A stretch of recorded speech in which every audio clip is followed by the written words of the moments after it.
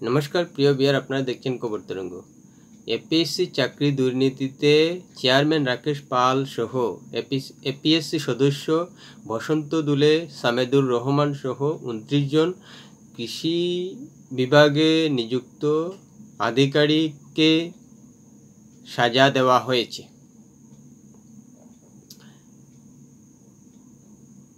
যদিও তাদের কতদিন সাজা হবে সে নিয়ে রায় দেওয়া হয়নি, কিন্তু হবে, অর্থাৎ তারা যে দোষী সে নিয়ে আদালত দোষী সাব্যস্ত করেছে এবং সাজা ঘোষণা করেছে। বিয়ার, ভিডিওটি ভালো লাগলে সাবস্ক্রাইব করবেন, এতে আপনার ক্ষতি হবে না। এপিএসসি দুর্নীতিতে 2015-16 সালে রীতিমতো সরগরম পরিস্থিতি দেখা দিয়েছিল অসমে। এত বড় দুর্নীতি অসমে সাম্প্রতিককালে দেখা যায়নি। আর সেই দুর্নীতির জাল এত বিস্তার লাভ করেছিল যে অসমের চাকরি ক্ষেত্রে সর্বোচ্চ পদ এপিএসসিতে দুর্নীতি হয়েছিল এবং বড় বড় পোস্টে চাকরি পেয়েছিলেন তারা শুধু দুর্নীতির মাধ্যমে। আর যারা চাকরি পেয়েছেন এপিএসসির মাধ্যমে সেটা সর্বোচ্চ পদ বলা যায় রাজ্যভিত্তিক। আর এটা তো সত্যিকার অর্থেই যে সব লেখাপড়া জানা এবং মেধাবী মানুষ সেই চাকরিতে যুক্ত হন, কিন্তু দুর্নীতির কারণে একদম সাধারণ স্তরের মানুষও সেই চাকরিটা পেয়ে যান। আর এখানেই প্রশ্ন আসছে যে আমাদের রাজ্যে শিক্ষিত মানুষগুলো কি পরিমাণ ধ্বংসাত্মক মানসিকতা সম্পন্ন হয়ে আছেন, কিভাবে তাদের মানসিক অবনতি হয়েছে, কিভাবে তাদের মন মানসিকতা গড়ে উঠেছে, যে একটা শিক্ষিত মানুষ হওয়ার পরও দুর্নীতিতে জড়িয়ে সরকারের সর্বোচ্চ পদের চাকরির জন্য জড়িয়ে পড়েন এবং চাকরি হাসিল করেছেন। আসলেই আমাদের শিক্ষা ব্যবস্থায় ভীষণ ভুল রয়েছে, যার কারণে সরকারি যে কোনো কাজকর্মে দুর্নীতি তো দেখা যায়ই, এমনকি চাকরি পেতেও দুর্নীতি লাগাতার দেখা গিয়েছে। এই তো নিট কাণ্ডে সদ্য বড় ধরনের দুর্নীতি হয়েছে। মানুষের মন মানসিকতা কোন পর্যায়ে গিয়ে পৌঁছেছে ভাবার মতো না, একেবারে চূড়ান্ত অবনতি হয়েছে। যে ডাক্তার হওয়ার জন্য মানুষ 40 লক্ষ 50 লক্ষ টাকা খরচ করে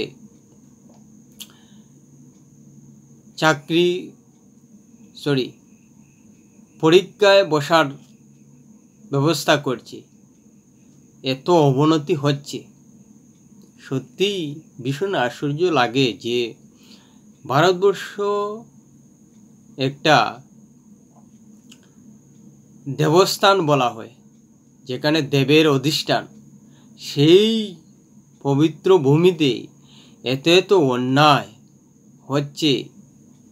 মানুষ সেই মানসিকতা কিভাবে ধারণ করে?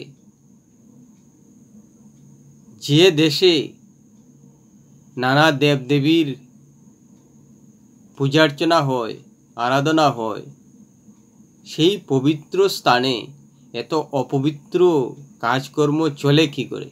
মানুষের মানসিক অবনতি এত হচ্ছে কি করে? শিক্ষায় গলদ নাকি অন্য কিছু? সেটা সত্যি ভীষণ আশ্চর্যের। এপিএসসি দুর্নীতিতেই অনেক বড় কেলেঙ্কারি হয়েছে, কিন্তু মুখ্যমন্ত্রী হিমন্ত বিশ্ব শর্মা সরকারি যন্ত্র বিকল হয়ে যাবে বলেই সেটাকে যতটুকু সম্ভব পারেন টিকিয়ে রাখার জন্যই একেবারে গোড়া থেকে শেষ করার চেষ্টা করেননি, সেই কথা মুখ্যমন্ত্রী হিমন্ত বিশ্ব শর্মা বলেছেন। আসলে কংগ্রেস আমলে এই এত বড় দুর্নীতি সাম্প্রতিককালে অসমে দেখা যায়নি, যার কারণে দুর্নীতির গভীরতা সামনে আসায় অসম চমকে গিয়েছিল। আর সেই দুর্নীতি যে হয়েছে সেটা কিন্তু বিচারের মাধ্যমে প্রমাণ হয়েছে যে কংগ্রেস আমলে এপিএসসির মতো বড় পদমর্যাদার চাকরিতে দুর্নীতি হয়েছিল এবং অসমের মানসম্মান ধুলোয় মিশিয়ে দিয়েছিল। এর মূল ফান্ডা ছিলেন রাকেশ পাল, তিনিও কিন্তু সাজাপ্রাপ্ত হয়েছেন, দোষী সাব্যস্ত হয়েছেন। আশা করা যায় যে অসম আর কখনো এরকম লজ্জাজনক দুর্নীতি কাণ্ডে লিপ্ত হবে না। মুখ্যমন্ত্রী হিমন্ত বিশ্ব শর্মার আমলে একের পর এক হাজার হাজার চাকরি হচ্ছে, কিন্তু এখন পর্যন্ত সেভাবে কেউ আঙ্গুল তুলতে পারছে না। তবুও শিক্ষিত মানুষগুলো কলেজ বিশ্ববিদ্যালয়ে শিক্ষা গ্রহণ করেও সুশিক্ষা গ্রহণ না করে কুশিক্ষা যে গ্রহণ করছে, তাদের বিভিন্ন অনৈতিক কার্যকলাপ এবং অনৈতিক পন্থা অবলম্বনের মাধ্যমে পরিষ্কার হয়ে যাচ্ছে। আর এজন্যই বিভিন্ন সরকারি অফিসে লাগাতার হাতে নাতে দুর্নীতির দায়ে ধরা পড়ছেন, টাকা নিতে গিয়ে ধরা পড়ছেন এবং বিভিন্নভাবে সুবিধা পাইয়ে দিতে প্রস্তাব দিচ্ছেন। সত্যি ভীষণ লজ্জাজনক যে শিক্ষিত মানুষগুলো বারবার দুর্নীতিতে জড়িয়ে পড়ছেন অসমে। মুখ্যমন্ত্রী এত কড়া অবস্থান নেওয়া সত্ত্বেও প্রায় প্রতি মাসেই দেখা যাচ্ছে কোথাও না কোথাও দুর্নীতির দায়ে বিভিন্ন আধিকারিক ধরা পড়ছেন। আর বিভিন্ন অফিস আদালতে যেসব দুর্নীতিবাজ ধরা পড়ছেন এর মধ্যে বেশিরভাগই কিন্তু শিক্ষিত। সেটাই সবথেকে দুঃখজনক যে আমাদের দেশে এমনিতেই শিক্ষার হার কম, তার মধ্যে শিক্ষিত মানুষের হার কম। আর সেই যারা শিক্ষিত হয়ে সরকারি চাকরি পান সে হার আরও কম। সেই অল্প সংখ্যক মানুষই সরকারি ব্যবস্থার ঢিলেমিকে কাজে লাগিয়ে দুর্নীতিতে জড়িয়ে পড়েন। আর সেই দুর্নীতি দেখে সাধারণ মানুষও ভেবে নেয় যে রাষ্ট্রযন্ত্র দুর্নীতিতে চেয়ে গেছে। কেননা শিক্ষিত মানুষগুলি যদি সরকারের আশেপাশে থেকে দুর্নীতিটা করে দুর্নীতিতে লিপ্ত হয়, তাহলে সমাজের সাধারণ মানুষ যাদের বেশিরভাগই সেভাবে শিক্ষাটা অর্জন হয়নি, তারা ভেবেই নেয় যে শিক্ষিত মানুষগুলো দুর্নীতিতে জড়ায়, তাহলে আমরা কি করব। আর এভাবেই সমাজের রন্ধ্রে রন্ধ্রে দুর্নীতিটা এখন ছড়িয়ে গেছে।